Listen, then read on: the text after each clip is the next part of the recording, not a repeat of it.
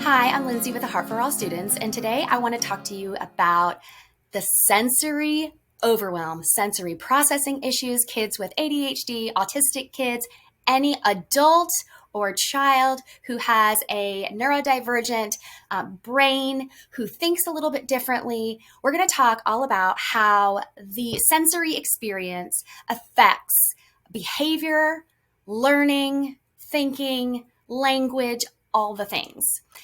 So at A Heart for All Students, I tend to focus on equipping you, the mom, or you, the parent. I tend to focus on moms because moms are my people, and I get moms because I'm a mom. But I tend to focus on equipping moms or parents with what they need to equip children, neurodivergent children, children with ADHD, autistic kids, kids with sensory issues, kids with anxiety and mental health challenges, kids that are come from the foster care system or have been adopted and have a major traumatic background to them, children that are just neurodiverse in general. And quite frankly, I'm here for moms raising kids that just don't fit in the darn box, okay?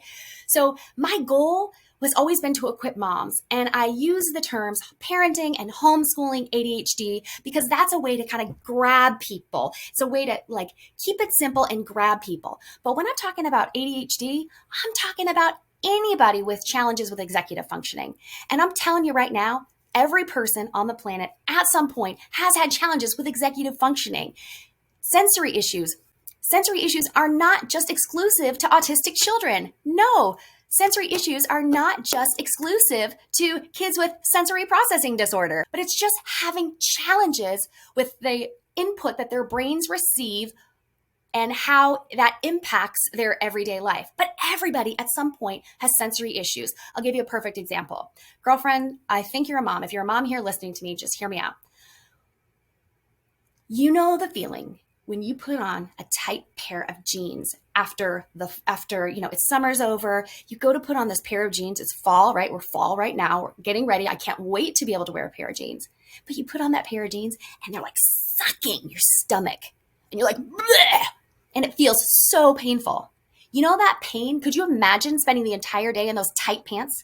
How happy are you when you spend the entire day wearing pants that are cutting into your gut because you gained too much weight or you ate too much junk over the holiday season or over the summer or over vacation? That is the worst feeling in the world. And you know what happens when we have that feeling? Over time, because we only have so much capacity in our emotional and our cognitive and our energy buckets, we lose it much faster. We're more irritable. We're more snappy. Why? Because we're having a sensory experience that is incredibly uncomfortable. Me, I hate wet socks. If I have socks on and I'm emptying the dishwasher and some water spills on the ground and I touch with my foot water on the ground and I have a wet sock, I want to vomit immediately. I'm joking, but the point is that's one of my sensory issues. Everybody has a sensory issue. My husband, it's balloons. It's the sound of balloons. Like that drives him insane. Like if somebody's touching a balloon, that noise drives him insane. That's a sensory issue.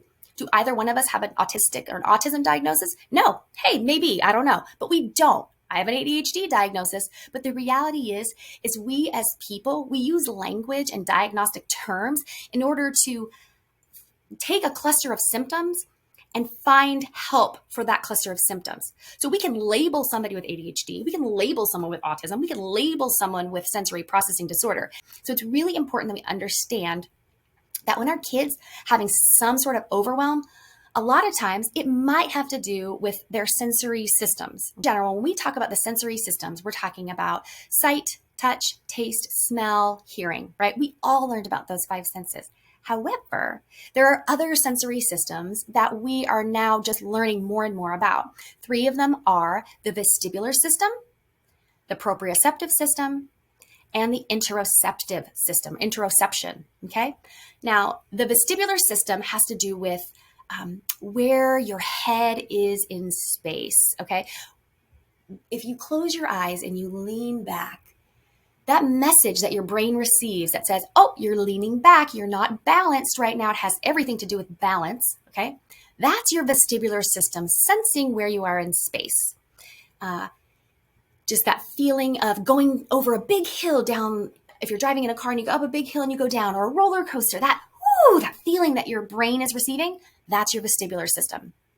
Your proprioceptive system has to do with body position. So if I close my eyes and I raise my hand, my brain knows that my hand is raised, apart from the fact that I made the conscious choice. But my body knows that my hand or my arm is in the air. That's my proprioceptive system, understanding where my joints are and where my body is, and how my body position is. Proprioception also has to do with, and you get proprioceptive input by deep, deep pressure. And I just had a pretty decent YouTube video and reel floating around where I talk all about how massages, women love massages, men love massages, because what's happening is your body is getting that deep pressure. Your proprioceptive system is receiving that input, and therefore your body is actually releasing feel-good chemicals such as serotonin to calm you. So proprioception has to do with joint position and deep, deep pressure. And then interoception is a newer term to many of us. And interoception has to do with your awareness of what's happening inside your body, your awareness that you're hungry, your awareness that you're cold. You might have a child who never seems to be cold, never wants to put on a jacket, or wears a jacket and a hoodie and long pants in the middle of the summer. There might be something off with their interoceptive system. So to give you an idea, those are the three extra areas, extra sensory systems that we've learned a lot about. Now, when you have a child and you're trying to do a lesson, now remember, I say a lesson as a homeschooler, but teaching a lesson can be getting them to hear what you're saying and follow your directions. So, Bobby, I need you to do your math. You need to do these 5 multiplication problems, or you need to do page 58, okay? That's the same type of learning. That brain is doing the same thing in learning that as it is when you tell your child, Sam, I need you to go upstairs. I need you to take out your pajamas. I need you to go in the bathroom and brush your teeth. And then I need you to, dye your hair. I'm joking, but you get the point. Those 3-step directions, when we tell our kids to do something and they say, and they don't do it, that is also learning. And that's also teaching. Okay. So that has to do with auditory processing and language processing, which is, again, all included in the nervous system. The point is that we are always teaching our kids. So whether we're talking about homeschooling and a math lesson, or we're talking about teaching our child how to clean their room, clean their bodies in the shower, brush their teeth, this is all teaching. When your child is the type of child who is always flipping, always doing cartwheels, always hanging upside down, spinning, that child is likely seeking what's called vestibular input. Again, the vestibular system tells us where our head is. The brain is telling us where our head is. And when we receive that type of movement, when that movement happens, when your child flips all the time, they're not doing it to be a punk and not listen to you. They're doing it because their brain is seeking that input. Because what happens when you do a cartwheel, when you flip upside down, when you go on a swing, is your brain releases and your body releases histamine. And histamine helps with attention and focus. So the next time your child is flipping a lot, or they're not paying attention to their math and they're hanging upside down, instead of yelling at them, say, your brain is telling you need input, vestibular input. Now, I use the terms with my kids. You may not. Choose how you want to do it. I've used the terms with my kids since they were little. My daughter would flip all the time, and it would drive me insane until I realized what her body and brain were telling her to do. So I said, you need some vestibular input because you need histamine. You need some to focus. You need attention. So go have your child do extra flips. Have your child, when your child's doing it, do it with them. Engage them in that. Do that type of movement before having them sit. It's so, so helpful and increases attention.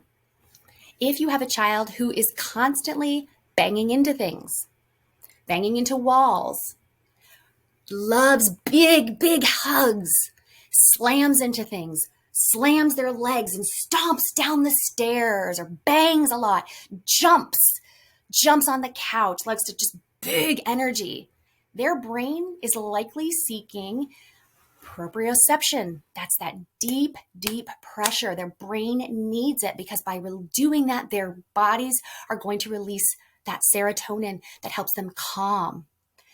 So if your child is just not focused, if you're trying to do math and they're wiggly and they're not focused and they're frustrated, or if they're frustrated, if they're emotional, ask them, do you need a deep hug? Start doing these types of activities. Give them squeezes, lie them on the couch and lie on top of them if they want you to. Every child is different. You know that feeling if you're lying in bed and you have a blanket over you and someone comes and just lies on top of you? There's something about that pressure that's very calming. Do that with your child. Have them, when they're really, really little, you have them take one of those little shopping carts or a stroller and fill it really heavy with a bunch of stuff. Have them push it. Have them push the shopping cart when you're at the grocery store, because that gives them that proprioceptive input, especially as it gets heavier, gives them proprioceptive input that helps calm them. If they have a hard time at the grocery store, give them the little shopping cart and fill it up with a bunch of stuff. Put a backpack on them with heavy, heavy stuff in them. Make them do some heavy work before you have them sit. Okay. And of course, you always want to, if you can, get an occupational therapy evaluation done by a private occupational therapist. Do not rely on the public school system, even though it's free, to give you a thorough speech and OT eval. Don't do it. This public school system, and this is not a criticism of anybody who works there. It has to do with the system. The system is broken. We know it's broken. Speech and language pathologists, occupational therapists, they leave the school systems a lot of times because they are constrained by what the state is willing to pay for. Do not put your child at the mercy of the school system, occupational and speech therapists and PT. Don't do that if you can avoid it.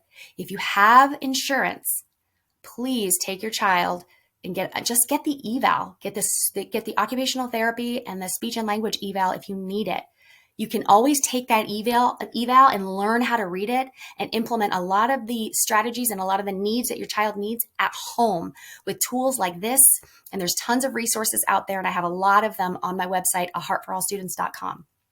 There's so much you can do at home to help your children, whether it's with homeschooling, or whether it's emotional outbursts, whether it's with behavior. There's so many things you can do at home. So that's why I created A Heart for All Students with lots and lots of tools for moms to take back the power from everyone telling you how to parent and how to educate your kid.